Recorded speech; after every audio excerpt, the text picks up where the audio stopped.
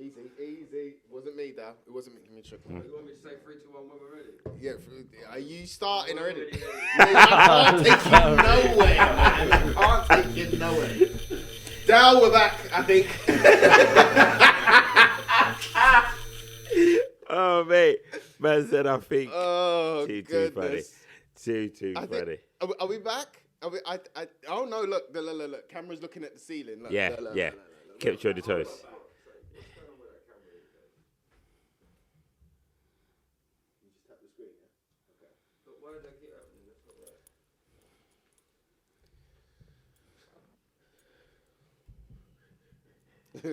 Don't. Why did that happen? Don't. No idea.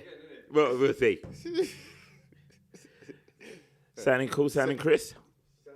Happy days. One time.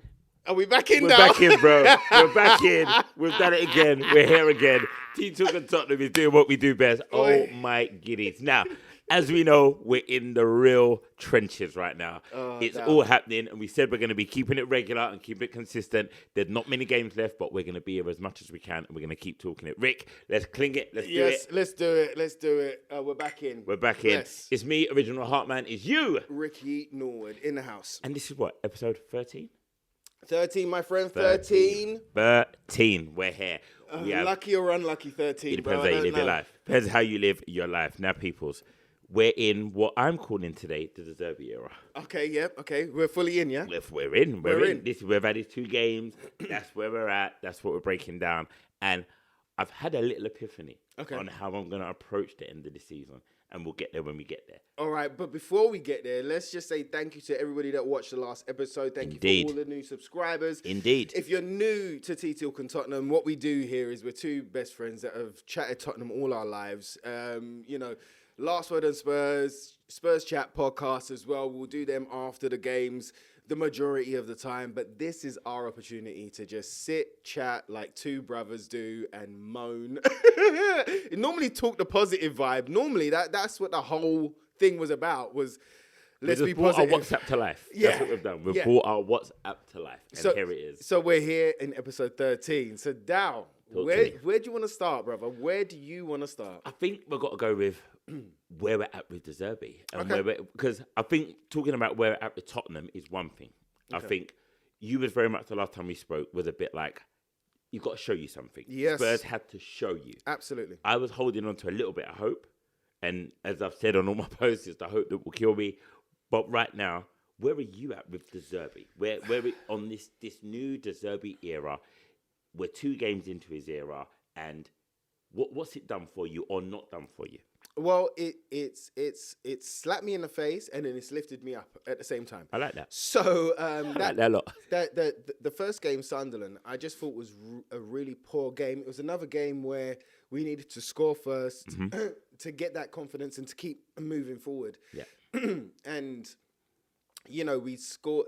They scored a deflected shot, and look, we was playing well for a lot of that game, but we conceded a deflected shot, and it felt like, again, like all the energy and all the want and the fight were drained out of them after that point, and we really couldn't get into the game. Now, Sunderland were a poor side, bro. Like, they've been playing well. Yeah. Don't get me wrong. I hear you. I They've hear been where you're playing going well, with that. Yep. But for me, they were a poor side. All we had to do was try. They were 100% there to be beaten. Right? Yeah. And the thing that is for a while now, but the thing that has really got me is the fight, the grit, the desire, the will, the want to win, survive, and achieve, right? And we haven't had that. When you look at Leeds, Forest, and West Ham, they've all got that. Whether they've got quality players or not, they've all got that will to fight and will to survive, right? Yep, said it from day. And we haven't had that. We've been feeling sorry for ourselves on the pitch almost. Yep. It's like, no, the ref didn't give us nothing. And listen, I've been cussing the refs as well. Don't get me twisted. But it's like, the ref, it wasn't a penalty. All of this, right? Yeah. And so I saw a continuation of that at Sunderland, but against Brighton, bro, for the first time, and this is where it lifted me back up, and where it's got me to right now, which is like game by game.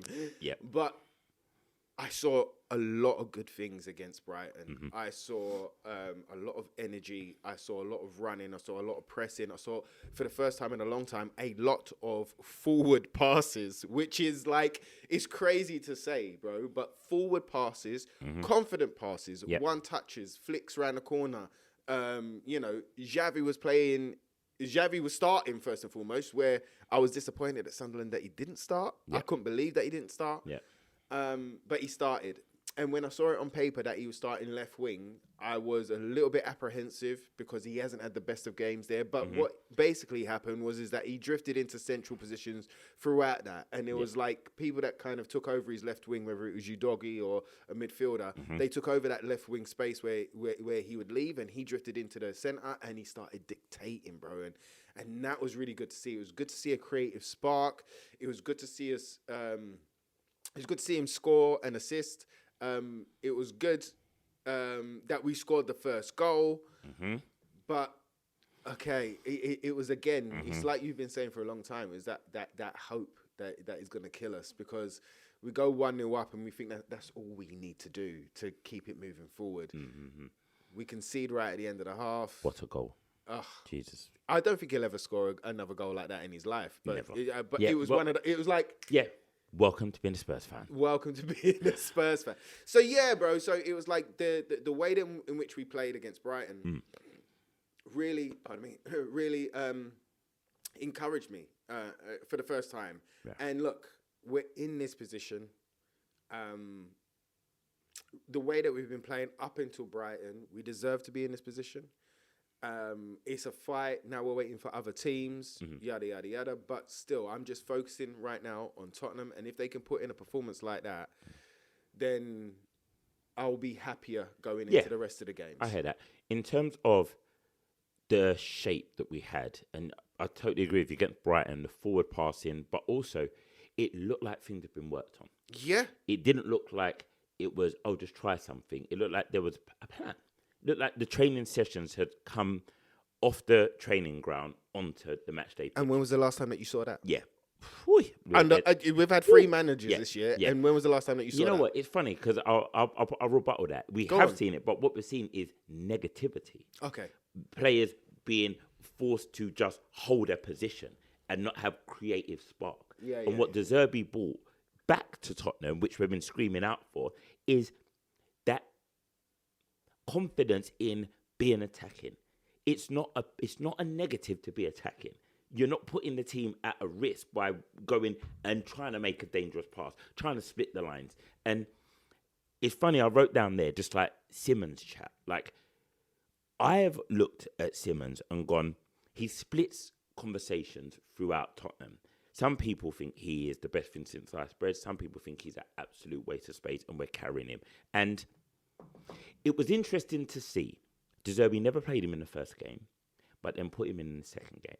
And what he gave in that second game, as you quite rightly highlighted, he didn't play as an orthodox left winger, which a lot of us were scared of, because as you rightly said, that's not his position. But what Zerbi set up, which was clearly tactical, it wasn't Simmons just going rogue. It was, you're there as an attacking player, not to be on the left, but that's how I get you on the pitch. Come inside, and as you quite rightly said, dictate it. Draw your man away, create the space for Udogi to overlap on that side. Because that theoretically means the winger's got the right back or left back, whoever's, if they're swapping over, they're coming to you. So now you're engaging the centre half as well. Because like, where do I go? Solanke, I'm trying to make space for you. Be the runners, overlap. And Pedro getting that far forward and getting the goal. It's like there was so much positive to take out of that. And that's what I mean. It's why it's the hope that will kill us. Because we suddenly look like a team that could play. And Brighton, let's not get this twisted. You highlighted correctly, Sunderland looked there to be beaten. Brighton have been battering people. Yep. Brighton, team. They were the form team of the league. That we were like, how about you? We're like, I don't want this game. This is a game I didn't want right now. I don't want Brighton. I wanted it the other way around. Give us Brighton first, then Sunderland, and I'd have been a happier man. But it gave me hope. It gave me a chance to look at Tottenham and go, if you give me that for 1, 2, 3, 4, 5, maybe we have a hope. Maybe we do, but I mean, you know what? There were a lot of good things, and it was night and day on the Zerbi front. Yeah. And that's what's encouraging to see. Can I throw something Go. at you? I feel, and I think I'm right in this because I'm sure I'm going to say I've read it, but I think I heard him say this. He spoke about the first game that there was only so much he could do in the time he had. Yeah, And Zerbi, and I felt like what he did was go, let me be safe with them to start with. And he tried to be safe. He tried to do what Frank and Tudor were doing. He tried to kind of be, let's get a draw. Let's try and get something out of this. I haven't got you doing what I want you to do, but let's try this and see if this works. And it didn't work. Yeah. And I felt it with the time he's had, he's going, I've got to be me. Yep. And now he's gone, you guys have got to come with me. And I think he's made an interesting point about coming into training this week, going, you guys have to come with a smile on your face or I'm sending you home immediately. I love what he said there. Love that. You know, we're chatting about Simmons and you was chatting about the division that he's got within the fan base sort of thing. Yeah, take that. For me, I feel that you picked up on a great point there against Sunderland for De Zerbi. I don't think... this was my take on it, and it's just another way of thinking about it. Listen, that's what we pod for, you know what I mean? But a lot of people would say maybe, you know, Xavi's not trusted. You know, it's the third manager that they haven't played. Valid conversation. And I just looked at it the other way, going on that type of front where it's like, look, it's Sunderland, they're physical. Maybe this, you know, maybe I go for a solid lineup, you know, a solid midfield, a solid lineup, a lot of energy in there, and then I can bring on Xavi a bit later, sort of thing. And almost looking at him maybe as a luxury, you know? But I think that period of time between that Sunderland and that Brighton, you know, like you just said there, I think De Zerbi was like, you know, I'm just going to have to go the way that I think that this needs to go. Yeah. Rather than keeping it simple, rather than playing into their hands, it's time to flip the script. Yeah. And we saw that, bro. Yeah. We saw that. We definitely did. And I think it was super encouraging for Xavi, but every time that he's had a good game or two, whether it's been a manager or whatever the case may be, a tactical change, he hasn't been able to get that run of games where he's had an influence. Now, after Atletico Madrid, for me, he should have been starting against Nottingham Forest. Yeah, totally agree with you. Right? Totally agree with you. Totally agree. Totally agree. He had, what did he have? I think he had a goal and he had 2 goals. He had 2 goals against Atletico. Yeah. He scored one, and then I think the other one was a penalty, right? Yeah. I think he might have got an assist in that one as well. I'm not sure, but he had a good game. He got man of the match against that, and then he was dropped for Nottingham Forest. I'm just like, come on, right? Yeah. So again, even for him, 100% for his own mindset. Yeah. What else does he have to do to get in and to cement himself? I heard about all people going Europe, different type of football, more space, etc. However, we needed to get a win. And we needed a creative spark, bro. There you go. The thing that was missing from Sunderland was the creativity. 100% agree with you. Yeah. It was too quote-unquote solid, even though we lost. Yeah. But Yeah. It was too quote-unquote solid. It was too safe. Yeah. You know, and seeing the difference between a lot of the players against Sunderland and Brighton, I thought was really encouraging. Yeah. Solanke, right? Massive difference. We couldn't get the ball into Solanke at Sunderland, but he was a battering ram against Brighton and was getting pulled up for fouls that Brobby would probably get a man of the match for. Yeah. But, you know, obviously Solanke's wearing a Tottenham shirt. Yeah. You know, Xavi's coming into the game, and with a manager that plays number 10, that understands him, that has put it out in the press that he understands him and he knows what he needs. So he provided him with what he needed, and look at what we got out of him.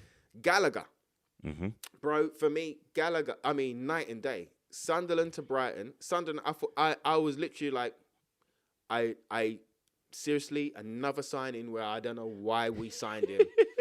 You know, I'm like, what does he give? What does he bring? Who is he replacing? Like, I just had nothing for him. But against Brighton, the guy was on fire. He was all over the pitch. The energy, the pressing. Yeah. He nearly got that goal where he pressed the keeper. Yeah. Do you know what I mean? So to see that difference, I was like, okay, all right, okay. At least we're seeing something. At least it's encouraging that way. 100%. And that's what we need right now. Is we need the players and the performance to give us something now. That's what we need. We're giving them so much as a fan base. We're supporting them. We're there for them. And what they gave us at the weekend, because we are just after the Brighton game now, we're looking at that going, if you could have given us that early, of course, hindsight's a bright side. God knows where we'd be right now. But right at this moment, we are in the trenches. And that Brighton game, the performance, of course, we wanted the win. Now, I know people spoke about celebrations. Okay, let's go in. Yeah, let's go in. Simmons, his big celebration after his goal, where the way the players reacted. And we've had this deja vu. Richarlison did it early in the season. And then the team gets an equaliser. Now, I'm going to say this, right? He may agree, he may not. You may agree, you may not. Football, for me, is a dying sport right now. And the death of it is joy. Yeah. The joy of what football does. Simmons has just scored a beautiful goal. Banger of a goal. An absolute banger. In a situation where Spurs are in need of a victory. There's not an hour left on the clock. There's 10 minutes plus extra time. He feels an emotion of, wow, I've done something for this team. He jumps into the crowd. He wants to be with us. The team are all around him. We're all fans in the stadium, at home, wherever you're on. We're all in a moment together. That's joyous. Football is losing that because VAR checks everything. The game stops. That raw emotion, I never want to take that out of the game. No. I never want to take it out of the game. The same way I never want to take the emotion out when they got the equaliser and certain players dropped to the floor like, no. It's what makes football exciting. You know what I mean? Like, I want to see it. We need to see it. We have to. It's got to be a part of the game. But Dow as well, those boys, you look at the weeks and the results that they've been on. So you look at Poro's, all right? Poro's celebration, right? He roared like the Incredible Hulk. Like one absolutely Incredible Hulk. I'm talking like, if y'all know, right, back a day, the TV show Incredible Hulk. I'm not talking about Marvel movies, Incredible Hulk. Don't get me twisted. Don't get me Listen, I'm there. I will draw in. Don't get me started. If you know what I did, you know what I did. Yeah. But you know that where you see the arm and yes. and then he gave it one of those, right? Yeah. Massively raw emotion, Yep. raw relief, Yep. right? Yep. Raw passion. Yep. It meant so much. We've been trying to get the first goal for so damn long and get us in front and get that energy going, right? And get that momentum going. Yep. So he celebrates like that. Fantastic, right? So you can see the amount of tension that he released in that. He was like, "Oh, 100%. Okay, cool," but we go again, right? The same within Xavi. Yeah. Xavi is the creator. He is the 1 minute. Technical issues, but I know how to press the button. He's the guy. He is the. Yeah, but like Xavi is the magician, right? He needs to be the conductor in that way. He needs that emotion. And I'll give another old school reference. Pro Evolution Soccer, back in the day, Dal. Back in the day. Go true. If your player was hot, his arrow was red, right? And that meant basically give him the ball and bang it, and he's more than likely going to score because he's on red, right? Do you know what I mean? Oh, no, it was green. Was it green? Listen, I'm sure it was green. Listen, my brain went to NBA Jam. I'm at a different game. I'm like, he's on fire when you pass the player the ball and the ball's just smoking. Yeah. And you're like, you shoot from anywhere and it's going in. Yeah. I hate the logic. It's one of those, right? And you. that's what that celebration was for Xavi. It's like, I'm on fire right now. Yeah. Give me the ball, I'll do something. Give me the ball, I'll do something. And he needs that. Yeah. You know, you got to remember that Xavi, we had a break earlier on in the season where the boys had like 4 days off. I think it was in between managers. It might have been. It might have been before. I don't know. No, now. You're right. It's in between managers. Yeah, when Tudor got sacked. It might have been in between them. Yeah, but we like, left a long gap. He came in. He came into training, right? Mm-hmm. He done it earlier on in the season as well because he was getting pushed off the ball. So he came in to do weight training, and he came in to like build up his muscles, but also, you know, like train to know how to ride those tackles and know what to do when. Mm-hmm. I love that when you've got a day off that you come into work. What does that tell you, bruv, about your integrity, how much 100%. You love the game, how much you love your job, whatever it is. You know, even if you was at school, man, and you was teaching and instead of going for lunch, the student sat there and was like, "Oh, I just want to finish this." It shows something. Yeah, absolutely. It shows And care. it's positive. It's It's massively only positive. It can only be a positive. It's only because of the 2-2 equaliser that now I think some of the fan base are scrambling for who to blame and to put blame on. And as we talk about blame, Yeah, Danzo. yes, Now, there's no space for it in this pod, in this world that we live in, that we're going to condone our own or people within the football spectrum. And more importantly, people who probably don't have an interest in football getting involved in a conversation about Danzo. The fact that the colour of his skin is the issue you want to address and the thing you want to attack him for, when this human being has shown Spurs, if you're a fan of Spurs and you're dishing out the abuse to him on a racial level, really check yourself. Really check yourself. This man has come into the team with Romero being absent, and from my opinion, has shown nothing but a will and a passion to play for the shirt, to give his all for Tottenham. He was the most broken human being on that pitch. He felt every bit of the mistake. Same thing we said about the celebration of Xavi. The pain in Danzo was, I can't believe I just did this. This is breaking me. And you guys, girls, whoever you are, bots, whatever you created, want to jump on social media and racially abuse him for that. Listen, I've got no time for you. I've got no love for you, no care for you. Danzo, I hope this pod reaches you. We don't know in this universe, crazy things can happen. We love you. When you put that shirt on, the pride and the passion that you wear it with, you'll forever be one of our own. And the majority of our fan base feel that way. Unfortunately, due to social media, the minority have a loud voice. And I'm going to call it a minority because I believe that our world is changing and people like that are a minority. But unfortunately, on social media, they can seem so loud because the majority are not sending you messages of love and support all the time. But when the negative happens, they flood in, and that's what you see. Danzo, believe me, my friend, there are far more people loving you than there are hating you that support this team and wear this badge. My friend, stay positive. We need you at the weekend, and we're going to be supporting you at the weekend because you are one of our own, and that is what matters. You are one of our own. And if you want to add, I'll let you slide. I just, we've had this so many times. I'm so, it's so boring.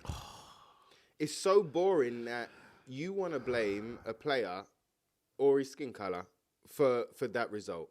That player right there, I just think it's such a poor thing. Poor get out. It's a poor get out of jail, bro.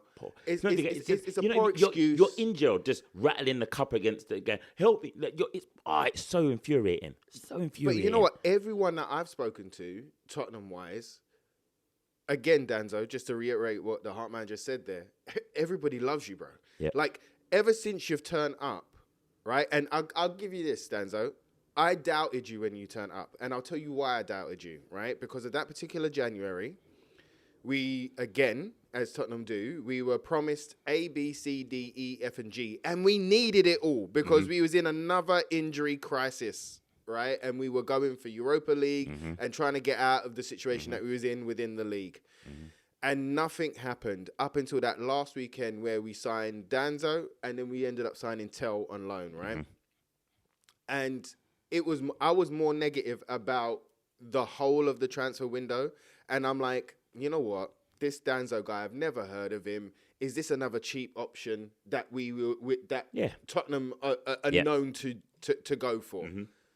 My goodness, was I wrong? Because every single time that you've come in, he has come in with strength, poise. He is a proper defender, bro. I mean, he reminds me, and not exactly. I remember you said it before, Dawson. But he reminded me of Dawson, somebody who loves being a defender. Now, he might not have a fancy pass, bro. Romero is got the most through balls, right? Forward passes, through balls for us. He might not have that fancy pass, but he's got a lot of other things going for him. He's not rapidly quick, but he's got enough pace there. He's got enough strength to knock a man off. He's got enough intelligence to know how to head a ball down. Do you know what I mean? I'm telling you right now, before the end of the season, I say on this pod, episode 13, Danzo's going to have a moment. I'm telling you right now. He's going to have his moment in the sun. Oh, yeah, but... He's going to have his moment in the sun. But you know what also, Dal? And this might sound, I don't know what it might sound like, because Tottenham is Tottenham right now. I felt more comfortable with Danzo and Van der Ven than I have with Romero and Van der Ven recently. Yeah, I agree. Right? I agree. I just felt safer. Safer. Part of me feels that the refs are on Romero's back. It's an easy yellow. Yeah, I felt like we were going to end with 11. Yeah.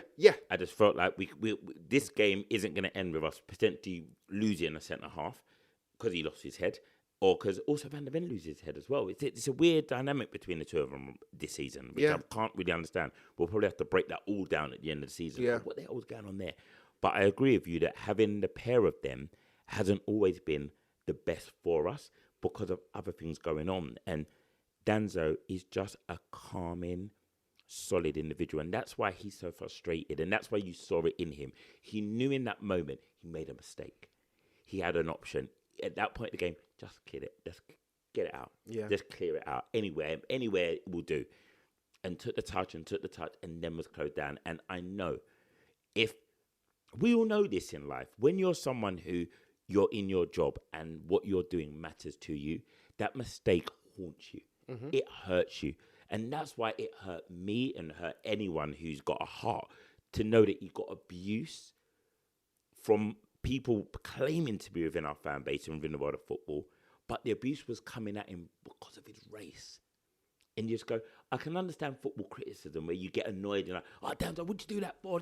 I can, cause that, but when you put the racial connotation on top, I'm like, whoa. But also, even with a football breakdown, can you do it?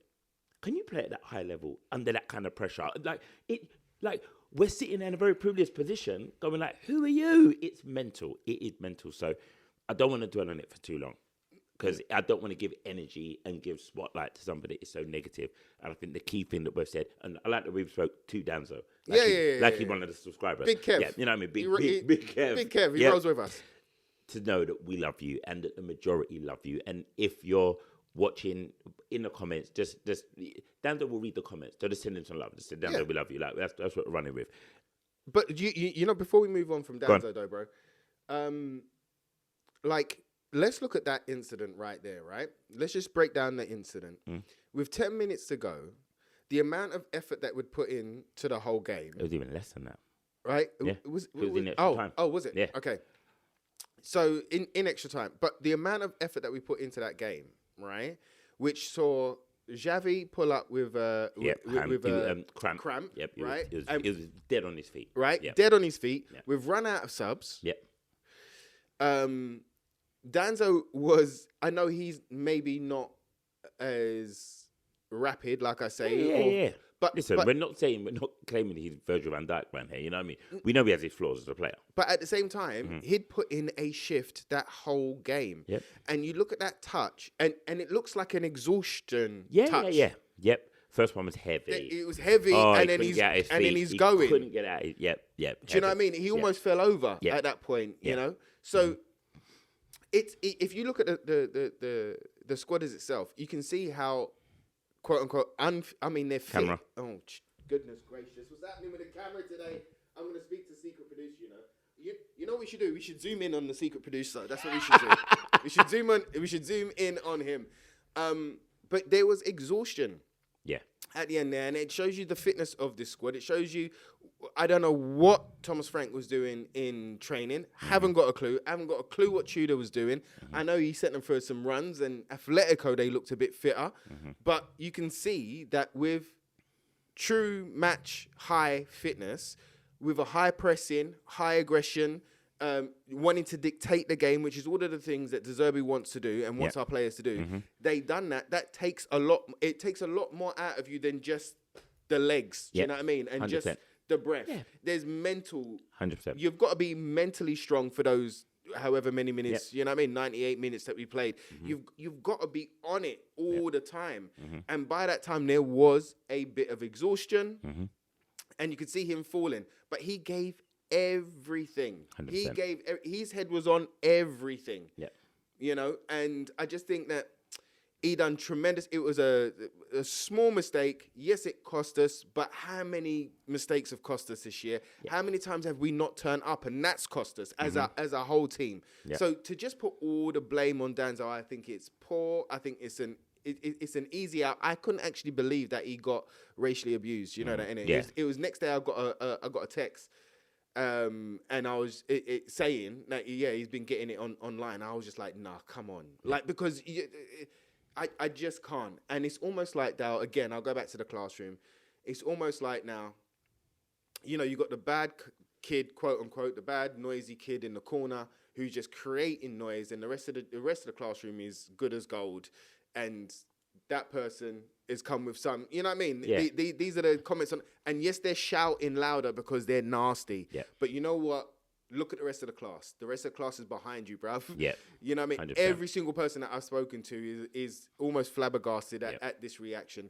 Part of me thinks bots. Part of me thinks rival fans. We hope. Because I don't want that in our fan base. Nor do I. Yeah. Although we've seen it. Yep, yeah. But I'm not going to sound like it doesn't exist, but I don't want it. We've seen it. In there. Oh, yeah. But I've got to believe that we as Tottenham are better than that as a fan base, because we are a mixed club. We're in North London where there's so many mixes of ethnicities, left, right, and centre, and it just doesn't make sense to me, man. I hear it. But to finish on Danzo, bro, I'm with you. Danzo, Kev, bruv, we got you. We love you. We see you. We appreciate you. Keep doing you, bro. Like the Hartman said, you're going to have your moment, man.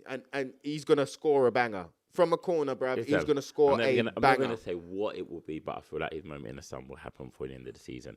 And talking of returning and moments, we had some returning players come back. And Bentancur came back. Basuma got in the starting lineup, which I didn't see coming. Zerbi obviously knows him well and could get a song out of him. But we had Maddison on the bench. I know. That was a surprise. That was a big surprise. I didn't expect to see Maddison not at all. On the bench. Of course, we all watched the training videos. We're all very up to date, and you could see he's out there and he's involved. I just didn't anticipate him being back so soon. And to be able to say, I want to put the gloves on, so to speak, or the boots on and step out and play, that's a massive lift for the squad. And you know what, bro? If we had another sub, he might have come on. Lord, if we had one more, he would have absolutely came on. Part of me was like, Xavi, pretend you got concussion, but then he's going to be out for 2 games. You know what I mean? I was like, don't do it. But you could it that close. Yeah. If we had an extra sub, bro, Xavi would have come off, and we would have had Madders. Potentially, we would have had Madders on the field. I think the potential, again, the hope that kills us. The potential is we have 5 games, and he could be involved in minutes in these 5, and that says a lot. We've got Maddison back, Bentancur again. I think with the right combinations, I think I can't remember what I said. I don't know if I said on here. We've got so many similar players in our midfield. We've bought so many players that are the same as the one we have. And it must be so difficult for a manager, because I know if we put this in the chat to go, pick your best midfield, I guarantee you on my life there'll be 7 versions. Yeah. And it is just what it is, because some people prefer Papsar over Gallagher. Some people prefer Gallagher over Paulinho over Bentancur. Archie Gray needs to play. Burville needs. Everyone's got a different combination. Now you've got Maddison and Xavi. It's too many players of the same ilk. What the Zerbi was able to do is bring Gallagher into a situation where he could play his best. Bentancur dropped into a position where he played his best. Basuma was he was finding the right, I would say, the key components in the right areas. That may not happen every week, but it looked promising at Brighton. It looked like he went, these are the people I need in this, and these are the roles I need you to do, and everyone did their job. And let's look at this. I'm going to just go back in time. We did our predictions of where we would be at this point, but there's something really interesting here. So before he goes in, you've got to know that I never, ever, it doesn't matter in what situation we are in, back the team to lose. We started this at the Fulham game, and we did Fulham to the end of the season. Yeah? So. This prediction. On. So at this point, Ricky believed we would have had 3, 6, 9, 10, 11. Ricky said we would have had 11 points by this stage. Clear of that R. He was clear of the R.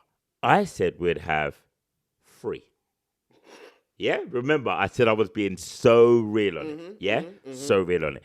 And right now we have taken 2. Yeah, cheese Yeah. on bread. However, this is where I remember I said the hope that will kill me.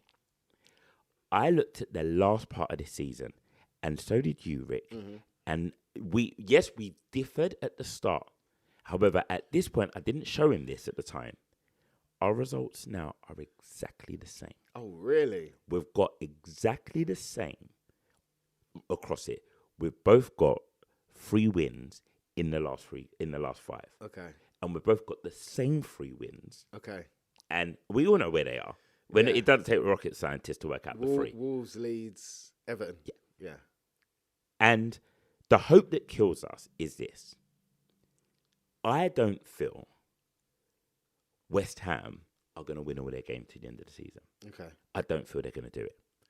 I feel this is going to go to the end of the season. Yeah. And I think that we have 2 games that me and Ricky have both put the L under. Villa. I said no comment. He did no comment. And we all know what the Chelsea game is like for a Spurs. Uh-huh. The hope that kills me, I feel with this season, there are so many twists and turns happening. If we're going to do it, it's going to come in a crazy way. And I feel that the Zerbi gave the hope that I'm holding on to is that if we fight in all those games like we did against Brighton, every game is winnable. Because Villa have got their head preoccupied.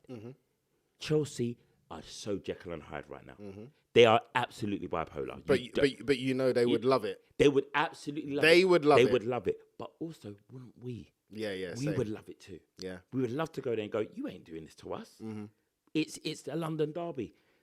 And I feel that as much as the hope isn't in our hands, we've recorded this before West Ham have played, by the way, just for clarity. Yep. West Ham Palace hasn't happened while we do this. So what I'm about to say could go left. If West Ham don't beat Palace and then we go and win our game at Wolves, we're back in the control. Yeah. I don't like not being in the control seat. Yeah. I don't like the fact that we have to rely on West Ham dropping points. But if they can drop it early and we can take back control, these fixtures here, I can see a logic to us staying up. I said we'll get 12.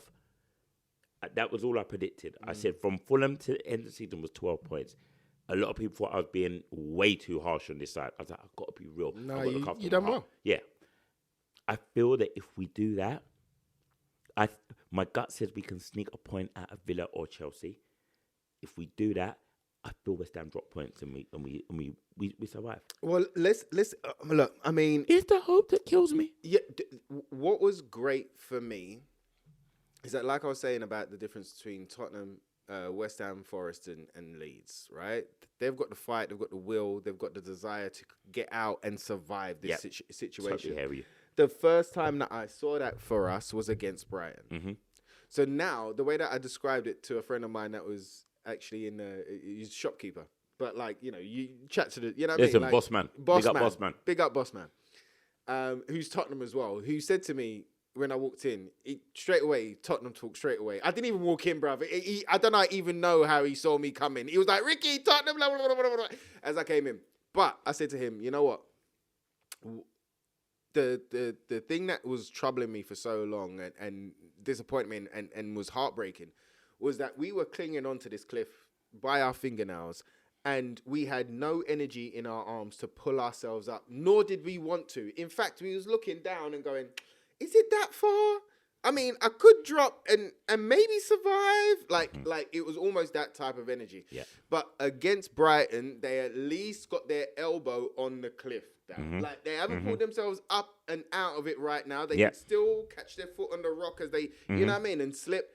But at least they put their elbow on the edge of the damn cliff, and we are now in the fight. Yeah. You know, I didn't think we was in this fight at all. Totally agree with you. So now that we're in the fight, I think that gives us hope.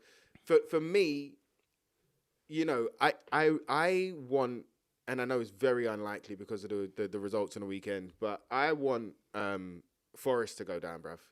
I mean, the Yeah, rivalry. if we could pick a side. Yeah. The rivalry between. I mean, exactly. If we could pick a side, but the rivalry between us and them from the summer, Morgan Gibbs White, Marinakis, you know, all of that. We always win. They've beaten us twice this season, bro. Like, there's so many things where for me, I would love it because they've got a terrible run coming up. I think they've got like Newcastle, Man United. They've got a couple of really hard fixtures coming up in a row. It's that my thing is, I'm looking who is the closest one to. I'm going to explain my logic though, because I'm with you though. Is get above West Ham, then anything happens. Because what we could be by the time this airs and in football world, by the time we play our next game, Forest could be 9 points clear of us. Yes. Okay. Yeah. Because they've got a game on Wednesday. Okay. They play again, and they're 6 now. They play again 9. That feels like I don't want to you said about being on the cliff. Yeah, like being on the cliff. I just got to get up. Yeah. Then when I get to the next level, I can run, but I can't. I need to get my chest up first. If we do that, and as you quite rightly said, they've got horrible running. If they start to feel the pressure then we're just catching them. It's like, I'm clear. I'm not clear. How do you man are catching me? Then I'm taking my eye off the ball because I'm looking at you, not looking up. Anything can happen in football. Like, we know nothing here is guaranteed. And that's the joy of this Premier League, the joy of football. As much as we hope this happens, we have zero control over it. Well, listen, if results went the way that fans thought they were going to go. Oh, bro, if you got what you wanted, we're in the Champions League. Well, but also, I would have put a bet on and I would be rich right now, mofo. Like, do you know what I mean? I hear it. You know? Hear it. So that's how bookies make money, because the thing is with football is that anything can happen at any time. Anything can happen. And that's why the hope will kill me. Because I have hope. I do have hope. And I'm really looking at the football gods right now. And it's so interesting. There is such Spurs fans. I know there's the odd one in here that is doing the hate watch. I see you. As Spurs fans, we have such a large amount of hate from other fans who want us to go down. And I'm going to say this to our fans. It's 5 games. Wear your colours. Support the team. Right now, we are not down yet. I'm not renegated until the R is near our team. Until the R is there, I'm not renegated. So I'm not going to behave like we're renegated. I'm going to stay very much in the mindset. We're still a Premiership side, and we fight till the death. If we want the players to do it, we've got to do it too. So I'm wearing my colours. I'm out there supporting. We're doing the pod here. We're pushing the agenda. The hope will kill us. I understand that. But also, the hope can bring us joy too. What a feeling it will be to survive this absolutely disastrous season. The season where our board have done nothing but ruin our club, ruin the joy of being a Spurs fan, and our team has underperformed for literally, right now, say 87% of the season. And if they give us this last few percentage and they give us joy, next season's a whole different kettle of fish. Yeah, but I don't even want to stay. I was going to go exactly there. I'm with you. I was going to go exactly there because I just want to have this point. Don't tell me about signings. Don't tell me about signings. Don't tell me about the summer. Don't tell me about nothing. I don't care. I don't care. I I care about the players that are there and that are available. 5 games. That's all I care about. That's all I care. Don't want to hear about it. But you know what? I want to ask you a question, no doubt. Tell me if you think about me. Big tune. Bentancur. Yes, sir.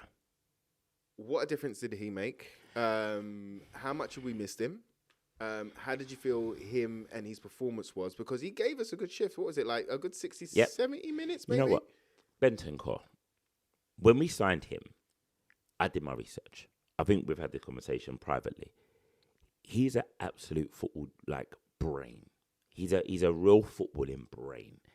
He doesn't just play. He's a cultured player. He's not one of them people that goes through the motions in terms of I've got to think about it. He organically does. He's a really, really, really intelligent footballer, and I feel that at times Bentancur can be overlooked because it doesn't look fancy. He just does his job, and what Bentancur gave us is his calmness. He just goes, "Give me the ball. I take it. Give me the ball. I want it. I'll spray. And he's looking for a progressive pass. He's always looking to progress it. And you may not realize he's a very tall guy. Yeah. And once he strides, he goes. He leaves a man, and then he opens up playing. We've missed that calmness, that control, that figurehead to go, I want this. I've been calling all season about players going, give me the ball. I've been using that line, I want the ball. We've had too many players hiding. Massive. And Bentancur, he didn't hide. He came back into the Brighton game and said, I want it. As you said about Danzo, Van der Ven. Then Van der Ven wants to run with the ball at the back. Danzo's not the best passer. But Bentancur comes and goes, give it to me here. I'll take it because I'm the quarterback. I'll take it, and then I'm looking for Simmons. Then I'm looking for Gallagher on the run. Now I'm looking for Tell. So whoever it is, they're looking for them. And that's what we need. Our midfielders always, this season, say always, big term, there's been a lot of times where the combination of midfield has been wrong. And there's been too many defensive-minded players or players that are not wanting the ball at their feet and don't know how to do the progressive pass. Bentancur does that. And then what you see there is Gallagher gets the confidence to go higher up the pitch. He's like, oh, you've got this covered. I'll charge on. That's why let's not overlook a player like Paulinho when he comes back in and plays, because when he comes on the pitch, he knows how to shut a game down. He knows how to... remember, he's got the highest rated tackles. Like, he's a man who does a job. We've got to remember that they do jobs, and we've got to understand which combination we need for each job. And I think Brighton, it was a great choice putting Bentancur back in, and he showed on the pitch what we've missed. That culture, that comfortability, and especially when you don't have a Romero at the back, someone who wants to take the ball on a half turn as a number 6 and go, give it to me here, it means a lot. And yeah, I'm very glad he's back. His awareness as well. He's got great awareness. Oh, always It's checking the shoulders. Yeah. Yep. As he goes into to like receive the ball from either the goalkeeper or the defenders, he always does that, doesn't he? Like he comes in, he's if always you are a checks young his shoulders. footballer who wants to be a centre midfielder, that's a player to watch. As Ricky highlighted there, his scanning, yes, young people, scanning. His scanning is phenomenal. He's always looking. It's very rare you see Bentancur get over. I was about to say, find a better term.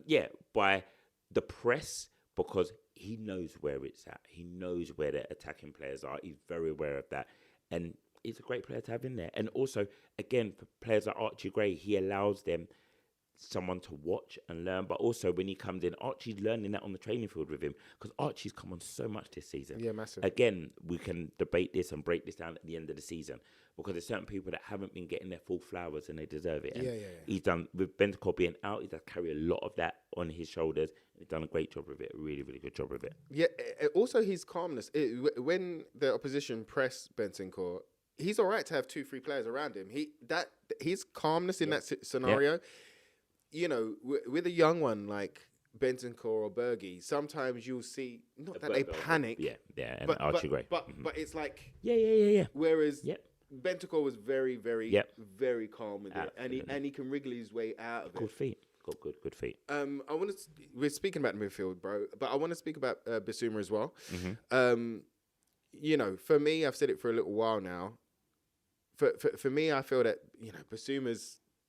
His time is done at Tottenham, basically. For me, I think that he should have gone a couple of seasons ago. Mm-hmm. You know, every time that he's had a new manager or a new, it's been a new stroke era, he says, yeah, but then doesn't show up. Do you know what I mean? Lets us down, bro. Now, whether that was lateness, whether that's, outside of the football activities, there's been a couple of things, right? But like you said there, if the manager knows him, wants him in there, okay, cool. Now, I saw a lot of energy, like from his performance. I saw a lot of energy from him. I saw, because he's a ball carrier as well. Yep. He can run through the midfield. Yeah. The one thing that always gets me is that he would lose the ball. This not Brighton, but he would lose the ball and he would always pass backwards. And there was a point within the game when he was playing where there was a sweeping move, bro, and it came to Bissouma, and all he had to do was either put it down the left wing to Udogie or Xavi, or there was a guy in the middle as well. I can't remember who was there in the middle, but he could have done one or two things, but he ended up passing it back to Kinski, which made me kind of fume a bit. But the majority of his game wasn't that bad at all. How did you feel about seeing him back in the side? How did you feel about him as a player? Would you take up the year option on him in the summer? Oh, 100% not taking up the Euro option. You're Not going to at let all. him go? Yeah, we're absolutely going to let him go. Because we have too many like-for-like players in our midfield, as I've highlighted earlier. There's too many players doing the same job.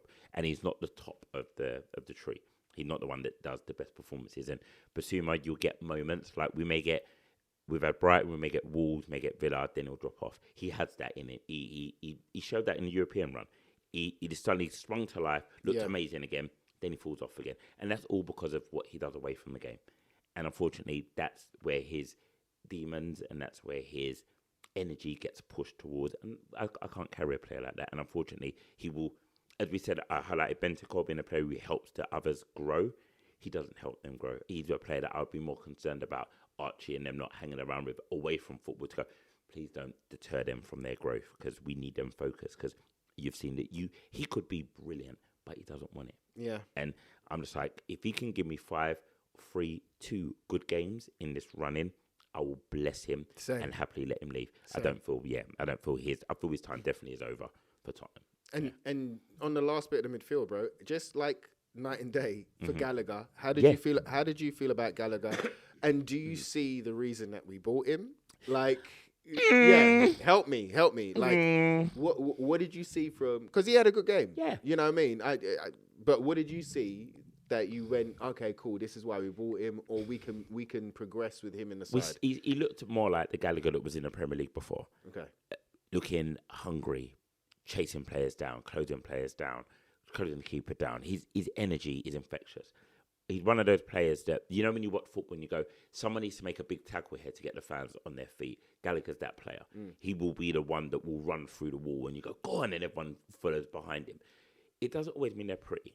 You know what I mean? It doesn't always mean that their play's great. I think that Gallagher, unfortunately, for him coming into Tottenham, again, just fell into a midfield that he's one of many that does the same thing. What does he do differently to a Bertvel? What did he do different to a Papsar? What did he do different to a Bentancur? What did he do different to the Divines who come back in? Like, there are so many players that have a similar set. And when I say that, I didn't say this is, of course, you need like for likes. But because they're so similar in terms of their ability and their level, I don't really know what one's better. So that's why it's so hard for a manager to pick your best midfield. Because you watch them train, they're probably all they're all right. It's not a world beater. They're not like the one you go, I can't have a midfield without you in it. And that's my issue. We need that. That's why I always had the conversation that we had of going, why isn't Simmons in this team? Yes. Because you look at what he brings and it's different to what we have. Yes, Maddison's coming back, so you've got 2 that could do that, but Maddison weren't ready and he probably isn't match fit to play 90. But Simmons presented on paper the player you go, he's the one you need in the side. Because you've got the like for likes behind him. You tell them they'll all do a job and look after the back 4, but when you get the ball, first look, give it to Simmons, it can work, which we saw against Brighton. But then what they can be encouraged to do is your Gallagher, if you know you've got a 10 who's got the ball, who's going to make passes, you're going to make the run. Pedro Porro made the run. Gallagher, if you make the run, you're going to get the ball because that's his natural game. He looks and he passes. Should have passed to Pedro in one of the moments, though. But anyway, it's not close. It was Colo. It was Colo. Colo, yes. It was Colo. Yeah, if buts and maybes. So it's so interesting, like how not one change, how one inclusion of a different type of player can change individuals, but also a manager that plays progressive. And that's what the Zerbi's done. He's made attacking be the format. Be attacking. It's the way I want you to play. Not so heavily focused on, let's keep them out. Let's go and score goals. We're not going to stay up, keep them sides out. Well, We've got to win games. We've got to score goals. That's what was encouraging for me as well, is that we would, they backed their chat down. Yeah, 100%. The week before, Romero was talking and in an interview, and he reiterated what the manager said, which was that they wanted to be the ones that was in control of the ball. They wanted to be the ones that were dictating play and pressing and doing all these things. And I didn't see it against Sunderland. Yeah. And I was just kind of like, I was just disappointed again. Yeah. But a week later, for them to stand up, turn up, and to see that was fantastic. And as well, the fans as well. You guys, my God, us guys, phenomenal. Whether you're at home, whether you're at the stadium, whether you're around the world supporting this team, a lot of you have been absolutely phenomenal. Again, set them off You know, set them up to go into that game brimming with backing. I wouldn't say confidence, but with backing. You know, everybody behind you, everybody on the same page, the flag waving and all of that. Like for me, Dal, I was so nervous before that game that I did not watch none of that. I had to go for a walk. I went for a walk. I went for like a half an hour, 40-minute walk. I don't know who this person is. So You went for a walk. I went for a walk, bruv. And What, then we back in COVID? bruv, Went for a walk. Bruv, What are we doing? I needed a walk, bro. You know, the thing is that I was sitting there getting ready to watch it, and I was like, you know what, I can't do. You know, there was too much angst in me, so I was like, you know what, I'm going for a walk. I went for a walk, bruv. I went for a walk so that by the time I walked in, I could go, all right. I didn't want to hear no commentary. I didn't want to hear. Bruv, as I turned it on, the lineups were coming on. And I was like, yep, that's fine. We can we can deal with it from here. We can go from here. Yeah, I man. hear it. But like, so I didn't see. I saw it afterwards. I didn't see the build up because again, after being a part of the Nottingham Forest build up, I was just like, I can't. It was just like I can't be heartbroken again like that. Do you know what I mean? I hear it. So I was like, let's just get down to business. Yeah. You know, and so I went straight into the game. Oh my goodness, bro. Oh my goodness. What do you think about Colo right now? Colo, you know, the manager is back, bigged up Colo in his pressers. And I think that he's trying to get something out of him. I think that he's like all of us fans before he turned up, or just as he turned up in the summer, knew that he was having a difficult period, but saw the good things that he done at Juventus, saw the things that he done at Frankfurt that got him the move. That 100 million, nearly, I think it was 90 or 100 million euro deal to PSG. Yeah. But he has been, I don't even know what to say. He's got so much potential to do something, but we ain't got time to wait for it. Do you know what I mean? I see this guy, you know, tripping over his own feet. I see him out dribbling himself. Yeah. You know, would you start him for the next game? Would you continue with this Colo experiment? How are you feeling? I'm going to go back on my feelings that I had previously with Colo and putting another player into the same conversation is Matisse Tell. Okay. We bought two players that do exactly the same job and want to play in exactly the same position, but are literally, for me, I can't separate the ability to go who's better or worse because they don't really produce much.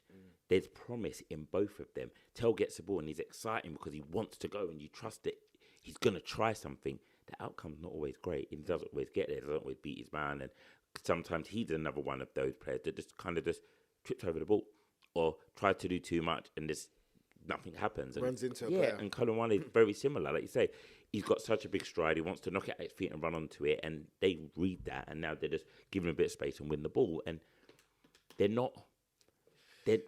I'm drinking Guna tears today. I'm drinking Guna tears today. Big up sack of water. You opened the door. You opened the door.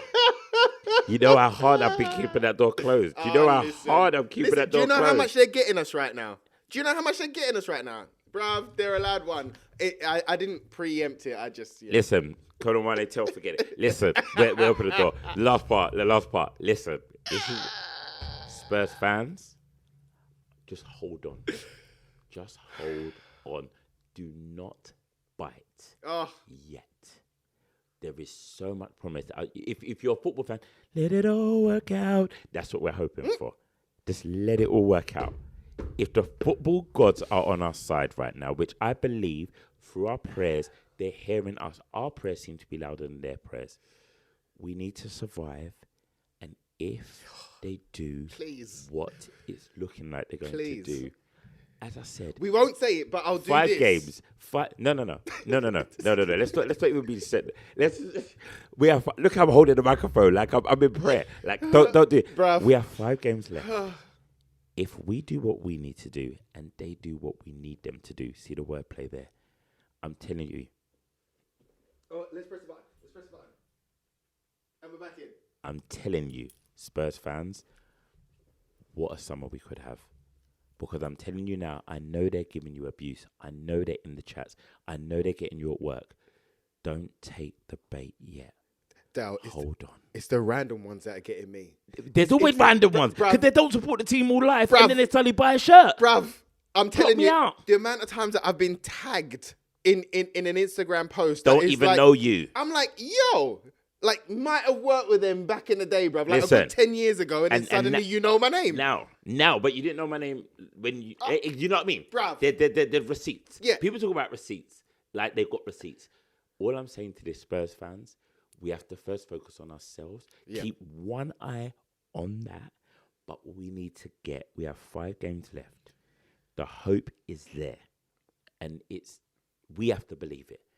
Like we're hoping that madness happens there, we've got to really put our energy in that we can achieve this. Yeah, on us. On us. On us. Forget everybody else. We need West Ham to give us a little bit.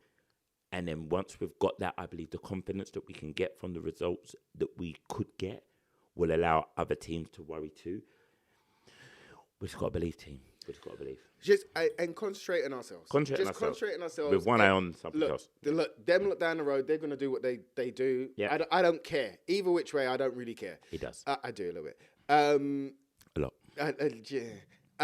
But it's all about us. He started the water thing. Yeah. I mean, it's because I got a text yesterday. It's because I was just like, you know what? A text. Let's not even. We're playing it right now. It was a lot. Yeah. But you're right. Focus on us, man. Focus on us, and the rest will flow, man. Big question. Go on. Are we staying up? I don't know. Do you know what? Actually, you asked me last show, and I said I needed to see something, right? Yes, that's exactly where I was going to go. So I saw something. Yeah. So I know that at least we're in the fight. You know, we're throwing jabs. We're not landing a jab yet, but at least we're throwing them. Mm-hmm. You know, No. I say we're landing jabs because we got a point out of that Brighton game. And True. Ricky had that as a draw. You called that one. We threw jabs. No, you're right. Jab. We ain't knocked someone out yet. Yeah. We ain't found the big punch. Yeah. But we're throwing jabs.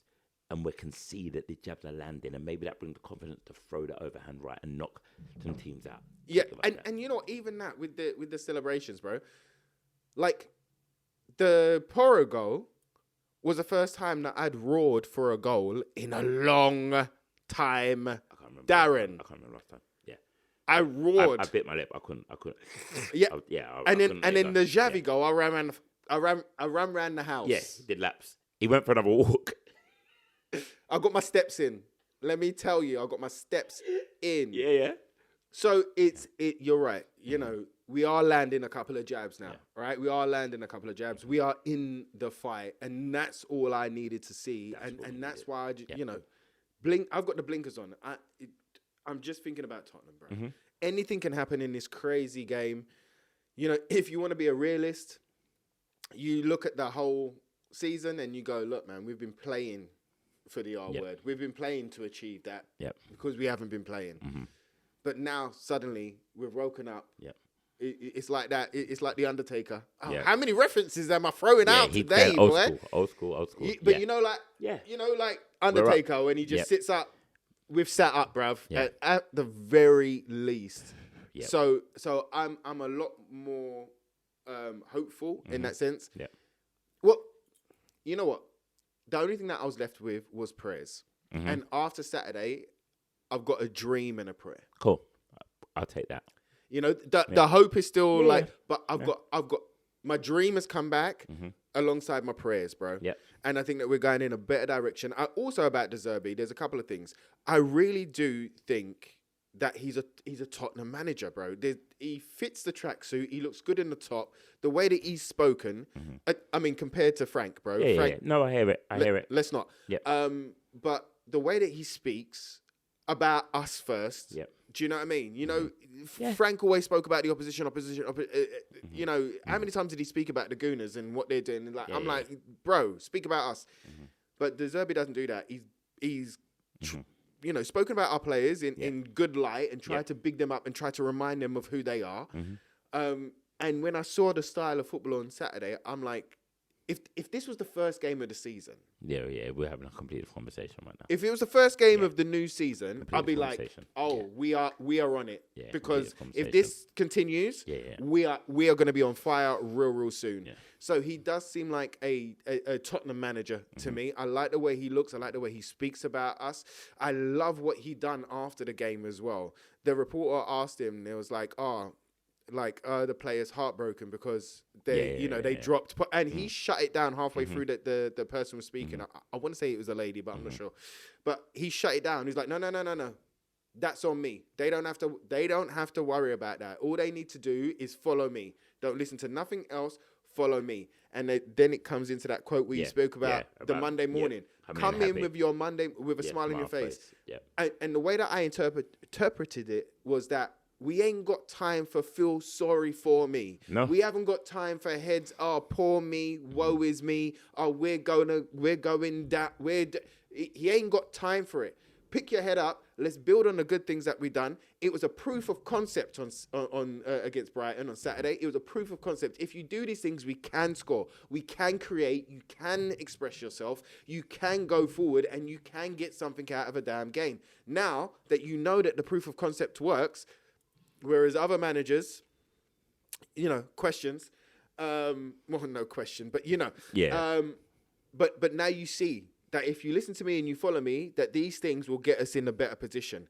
I love that he said that Monday morning, regardless, come in with a smile on your face, come in ready to work, come in ready to make sure that those mistakes don't happen again, to make sure that we're in extra time, that we've got enough energy to finish the game, to make sure that Xavi, that you're not pulling up with cramp. But if you are, we can get it out with a stretch rather than it's one of those that's taking your leg away. Let's work on what we can work on. Let's concentrate on us. Let's do the things that make us better, that can get us throwing overhand rights and hooks and uppercuts, bro, in this fight. Yeah. And then we can see what happens next. Let's not worry about anybody. I love that he done that. Don't worry about anybody else. Let them follow me. That's all they need to do. Follow me, turn up with a smile. Follow me, turn up with a smile. I love that about him. I don't think we've got that from Frank or Tudor this season at all. And I look forward to, I mean, it's really hard as a Tottenham fan to say we look forward to the next game. We can. But I do. I look forward to the next game, which is against Wolves, where we can implement all of these things now, and we see the team go at it. For the first time, their actions matched their words on Saturday. We've heard get behind us. We heard thank you. We've heard your support. We've heard all of these things. We're going to do it. First time I saw it on Saturday, I saw the reaction. So, again, like you say, bro, if we can continue that and we can build on that going into the Wolves game, well, then let's go. Let's go. And Wolves has to be a win. If we would have lost against Brighton, I think it probably... was on the edge. Yeah, but we got a point at the very least, right? Yeah, we're still in the game. They know our next one in. We're in the fight. Yeah. We're in the fight. Yeah. We go against Wolves. We have to win that. And I've got a feeling, I'm not sure, I got a feeling, that we play first before West Ham.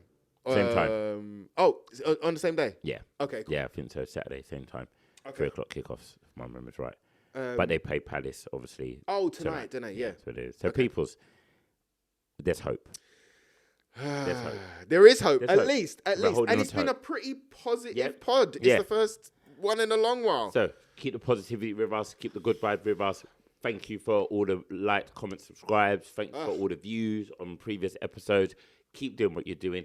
Keep the faith. Keep believing. We're Tottenham. We're Talking Tottenham. I'm Original Hartman. You are Ricky Norwood. Love you all. See you soon. See you soon. Yeah, zoom in on that, Mo. Zoom in on that, all right? Have a look at that. Zoom in on that, sunshine.